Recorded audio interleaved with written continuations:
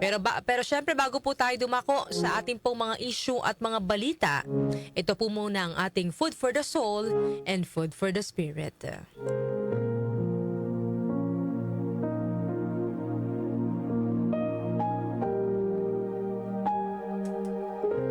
Noong nais ng Diyos na likain ng isda, kinausap niya ang dagat.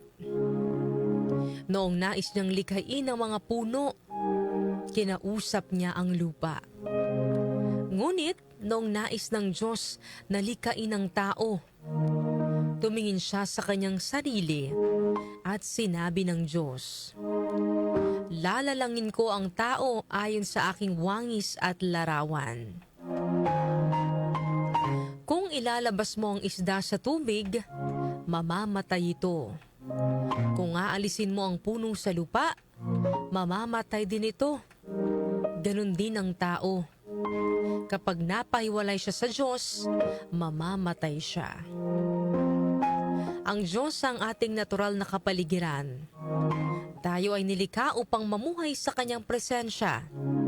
Kailangan nating manatiling konektado sa Kanya dahil tanging sa Kanya nagmumula ang buhay. Tandaan natin na ang tubig kahit walang isda ay mananatiling tubig. Ngunit ang isda na walang tubig ay wala ng halaga. Ang lupa kahit walang puno ay lupa pa rin. Ngunit ang punong wala sa lupa ay mamamatay. Ang Diyos, kahit wala ang tao, ay Diyos pa rin. Ngunit ang tao na hiwalay sa Diyos ay walang-wala.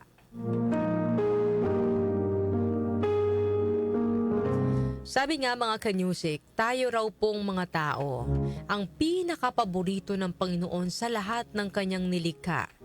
Dahil tayo po ay nilikha niya ng batay sa Kanyang wangis. Tayo lang ang binigyan niya ng kakayahang makipag-ugnayan sa Kanya ng personal.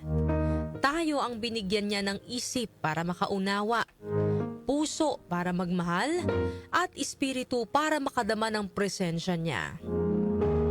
Kaya naman, may espesyal po tayong relasyon sa Diyos na hindi maiahambing sa iba pang nilikha niya. Kaya sana ito pong espesyal na relasyon po natin sa Panginoon ay hindi mawala. Ano man ang dumating na pagsubok, manatili po tayong nakakapit at konektado sa Kanya. Dahil kapag tayo po ang kumalas, tayo rin po ang mawawalan. Tayo rin ang malalayo sa tamang landas. Ang pagiging malapit sa Diyos ay hindi lamang po tungkol sa relihiyon. Ito po ay tungkol sa pagkakaroon natin ng personal na relasyon sa Kanya. Kung tutuusin mga kanyusik, napakadali lang talaga na makipag-ugnayan sa Diyos. Sabi nga, hindi mo kailangan ng wifi, hindi mo kailangan ng data para makausap ang Panginoon. Tumahimik ka lang at taimtim na manalangin. Kahit nasa ang lugar, maaari mong maramdaman ang Panginoon.